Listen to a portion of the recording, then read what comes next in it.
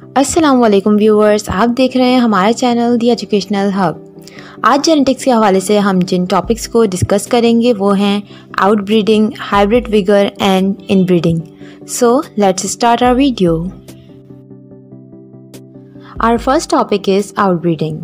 Outbreeding हम इस तरह की मीटिंग को कहते हैं जो दो बिल्कुल अलग पॉपुलेशंस के इंडिविजुअल्स के दरमियान होती है या दो बिल्कुल अलग स्पीशीज़ के इंडिविजुअल्स में हो। So, outcrossing or outbreeding refers to mating between individuals of different populations or species having no common ancestors. Outbreeding की मेन बात यही है कि इसमें जिन individuals की mating होती है उनके कोई common ancestors नहीं रहे होते। Outbreeding increases heterozygosity and enhances vigor of the progeny. अब जैसे कि आउटब्रीडिंग बिल्कुल दो डिफरेंट इंडिविजुअल्स के दरमियान हो रही है, तो अब उनके ऑफस्प्रिंग्स में दोनों इंडिविजुअल्स के स्ट्रॉन्ग कैरेक्टर्स शो होंगे और इस तरह से हेटेरोजाइगोसिटी इंक्रीज होगी। मतलब उस न्यू इंडिविजुअल में डिफरेंट स्ट्रॉन्ग कैरेक्टर्स मदर से आएंगे और डिफरेंट स्ट्रॉन्ग कैरेक्टर्स फादर से आएंगे। Outbreeding can increase the genetic diversity and introduces allied characters into the breeding population.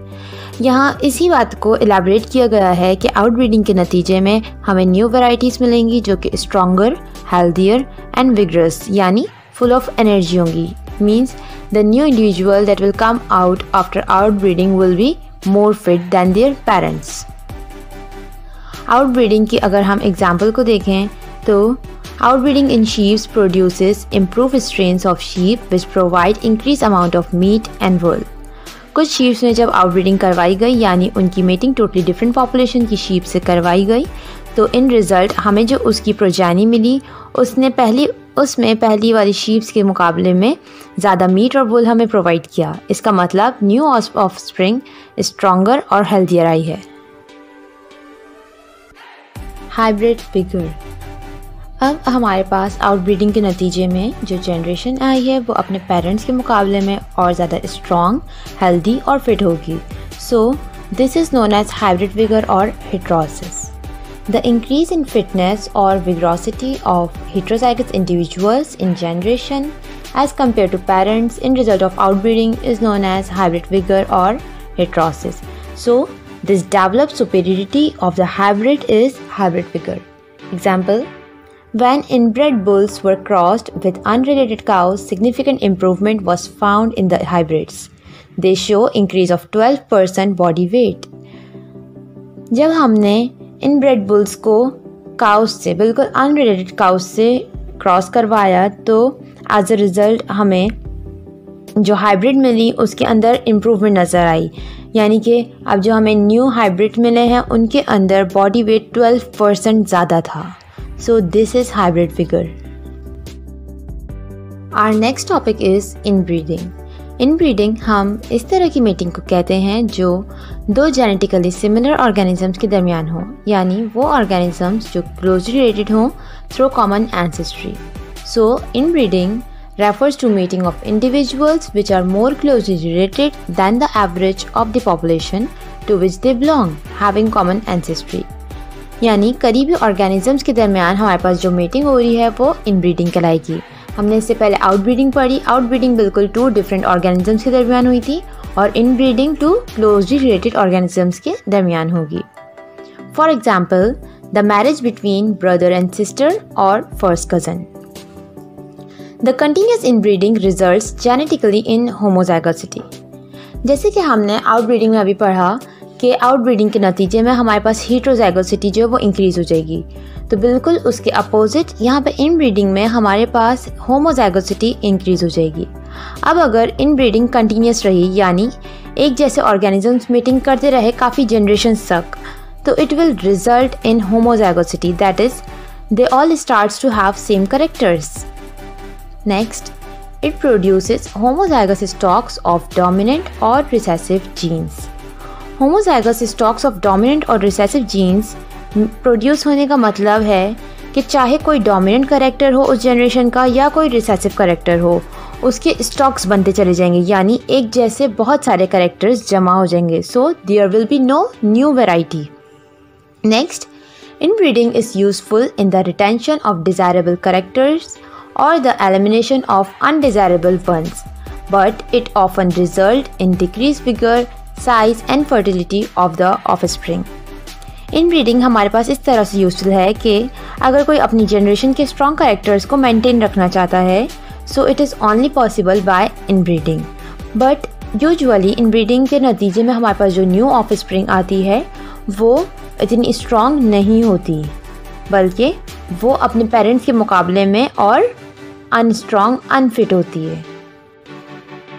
जैसे कि अभी हमने डिस्कस किया कि इनब्रीडिंग के नतीजे में हमें जो ऑफस्प्रिंग मिलेगी वो अनफिट होगी, वो स्ट्रॉन्ग नहीं होगी, उनके अंदर कुछ हार्मफुल कैरेक्टर्स मौजूद होंगे। So an individual who inherits such deleterious traits is known as inbred. ऐसे इंडिविजुअल्स जिनके अंदर वो deleterious traits mean harmful traits जो हैं वो आ जाएंगे इनब्रीडिंग के ज़रिए, वो हमारे पास इनब्रेड कहलाएंगे। If we start with a population containing 100 heterozygous individuals, the expected number of homozygous genotype is increased by 50% due to self-breeding or interbreeding in each generation.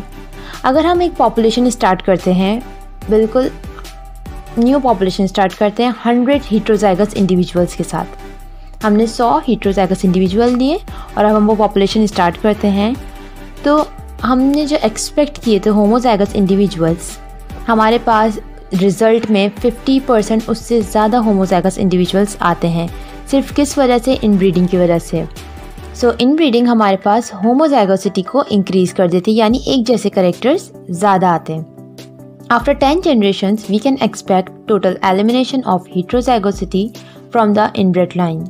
अगर 10 generations तक हमारे पास इनब्रीडिंग चलती रही, यानी ये सेल्फ ब्रीडिंग होती रही, तो 10 सालों के बाद हमारे पास, बल्कि 10 जनरेशन के बाद हमारे पास हेट्रोजाइगोसिटी बिल्कुल ख़त्म हो जाएगी और सिर्फ होमोजाइगोसिटी एक जैसे कैरेक्टर्स बाकी रह जाएंगे।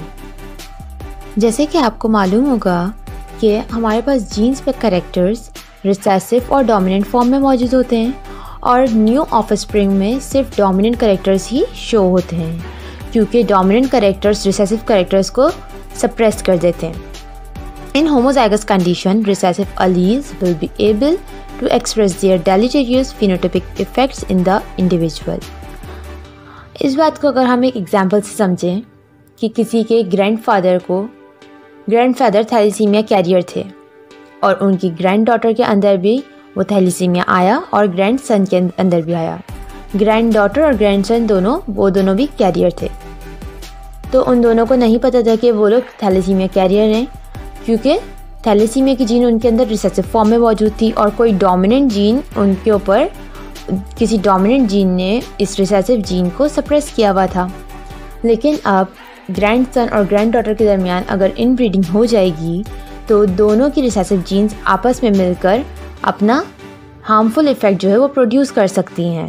सो इनब्रीडिंग का हमारे पास नुकसान यही है कि जितने भी हार्मफुल इफ़ेक्ट्स हैं, रिसेसिव जीन्स के जितने भी हार्मफुल इफ़ेक्ट्स हैं, वो बहुत आसानी से यहाँ पे एक्सप्रेस हो सकते हैं। These considerations have helped the human society to protect themselves from the deleterious effects of continued inbreeding. Inbreeding के बारे में जब पता चला कि इनब्रीडिंग के ज़रिए किस तरह हार्मफुल कैरेक्टर्स ईजीली एक्सप्रेस हो सकते हैं, तो उसके बाद ह्यूमन सोसाइटी ने अपने आप को प्रोटेक्ट करने के लिए इनब्रीडिंग को ख़त्म करने की, रोकने की कोशिश की। As inbreeding result in defective phenotype, therefore the religious ethics and social norms consciously have condemned and banned the marriages of brothers and sisters. Inbreeding जैसे कि हमारे पास डिफेक्टिव फिनोटाइप यानी डिफेक्टिव फिजिकल कैरेक्टर्स और अनफिट प्रोजेनी जो है वो लेकर आ रही है, तो इसी वजह से कुछ रिलीजियस एथिक्स, इसके अलावा सोसाइटीज़, एनजीओज़, ऑर्गेनाइजेशंस, इन सब ने इनब्रीडिंग को बैन किया। और जैसे कि हमें मालूम है कि इस्लाम में ब्रदर्स और सिस्टर्स की मैरिजेस बैन हैं, तो इसके पीछे भी ज़रूर यही वजह होगी कि इनब्रीडिंग के नतीजे में हमारे पास जो है वो एक जैसे कैरेक्टर्स जो है वो बार बार हर जनरेशन में आते रहेंगे, कोई न्यू वैरायटीज़ नहीं आएंगी। इसके साथ साथ जो डिफेक्टिव कैरेक्टर्स हैं उनको एक्सप्रेस होने का मौका मिलेगा। The reduced fitness in a given population as a result of inbreeding is known as inbreeding depression. जैसे कि हमने पढ़ा कि इनब्रीडिंग के नतीजे में हमारे पास जो प्रोजेनी आएगी वो अनफिट होगी, वो स्ट्रॉन्ग नहीं होगी, वो हेल्दियर नहीं होगी। सो एक पॉपुलेशन में जब इस तरह के बहुत सारे इंडिविजुअल्स बढ़ जाएंगे जो बायोलॉजिकली अनफिट होंगे, so this will be known as inbreeding depression.